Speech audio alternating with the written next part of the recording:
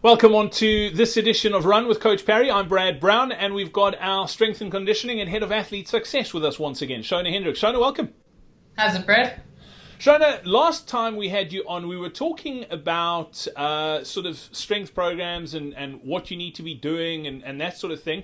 And a question popped up in the forum saying they would love to do strength training, but they just don't have the time to get to the gym and fit it in. Strength training doesn't have to be this whole palaver that you've got to get into your car, drive to the gym, an hour there, an hour back. It's something you can fit into your existing schedule, can't you? Yeah, exactly. I mean, none of us have that time to. Well, I suppose we could get up an hour earlier, but running is key. So we're here to run. So that's always going to take preference. So no, we don't have the time to mission off to the gym and come back. But really, you don't need to have that the 3-hour sort of session. A lot of what the strength work that I prescribe and the stuff that we have on the platform, for instance, is home-based. So the exercises are home-based. You really don't require any equipment at all because most of the exercises are body weight type exercises. And so you can do them after your run or at home. And really, you don't require a full hour. You can. Most of those sessions are 45 minutes if you're not doing this prescribed warm-up. But if you're doing that session from scratch, yes, doing the warm-up with the session at most an hour. I love the fact that the sessions that we've got on that platform are body weights, because people think, oh, you know what, I don't have the equipment, or I don't have a contract at the Virgin Active, as an example. But it's amazing what you can do with your body weight. We're not making you do weird things. It's literally simple things like step-ups, lunges, those sorts of things. For most people starting out, using your own body weight is more than enough, and it really gives you a good workout. Yeah, I think that's exactly it. I find using my own body weight definitely makes a difference. I'm off season at the moment, so yes, it's sufficient for what we need. And look, I think the concept of strength training, it's such a foreign concept, and people are quite intimidated by it. And so to start small and take these programs and start somewhere, you're going to start seeing an impact on your running. And so I think that's also the fear of strength training. People then, they find the excuses. Oh, I don't have a gym. I don't have the equipment. But the programs that we have and we've prescribed on the platform are exactly that. They minimal, minimalistic. They're easy to do. You don't need any equipment. And they really, really will start impacting your running in a very positive way.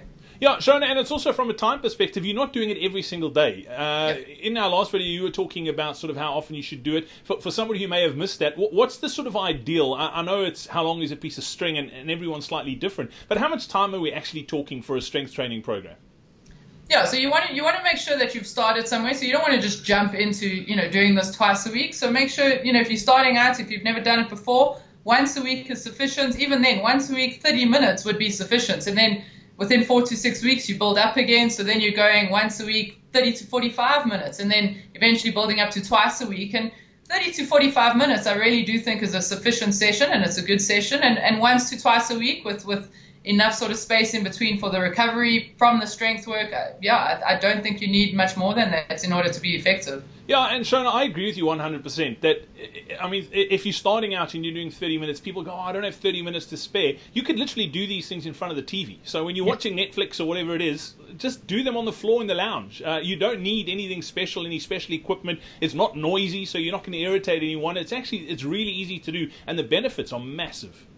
Yeah, exactly. I mean, just watch your technique, that you're not getting sidetracked with the Netflix. Make sure your technique is going well. And I mean, we've seen those funny videos of pets climbing on their owners while they're doing their yoga stretches and things. But exactly that. Look, I think if you're wanting to really make the effort and put it in, it will be so beneficial. And the excuses are always there as to when and how you can do it. But really, it's 30 minutes or 30 to 45 minutes that you can fit in. And exactly, it can be after a run in the morning, before you get into the shower, and we've prescribed them in particular parts and points on the platform. But yeah, I think the benefits is well outweighs the sacrifice of the 30 minutes or 45 minutes once a week. And squeezing it in your training schedule, Shona, if you're on one of our training programs, what's the best day? Or like, is it on the rest day that you should be doing it? Is it the day before your hard runs? When should you be doing these strength training sessions? Yeah, so I generally don't like to do them the day before a quality session. So if your quality session is on a Tuesday, try to avoid doing it on a Monday. You don't want to go into that quality session fatigued and tired and stiff. So preferably after that. I know Lindsay and I agree on this quite a bit. It's quite okay to be doing your longer runs on tired legs. That's not an issue. So if that's the only time you can fit it in before your long weekend runs, that's fine. I think that's really where you want to be doing it. I generally want rest days to be rest days, exactly that. And I know when chatting to the other coaches here at Coach Perry, they also agree with that. You want your rest days to be rest days. So you don't really want to be doing your strength work on that rest day, because then it's affecting the whole recovery for the whole sort of program. So definitely not before a quality session though. Yeah, and if you are looking for strength training programs, we've got a whole bunch. From beginner right through advanced, we've got warm-up sessions, we've got stretching. All you need to do is head over to coachparry.com/join. You can check them out there. The cool thing is, Shona's recorded a whole bunch of videos too, and through our iOS and Android app, you literally get instructions and you can check out the videos, because as Shona said, technique is important. And if you're anything like me, you don't know a lunge from a squat, you will love this, because it shows you exactly what you need to be doing. So, go check it out. coachparry.com/join. Shona, as always, great to catch up. I look forward to having you on next time. Awesome. Shot, Brad.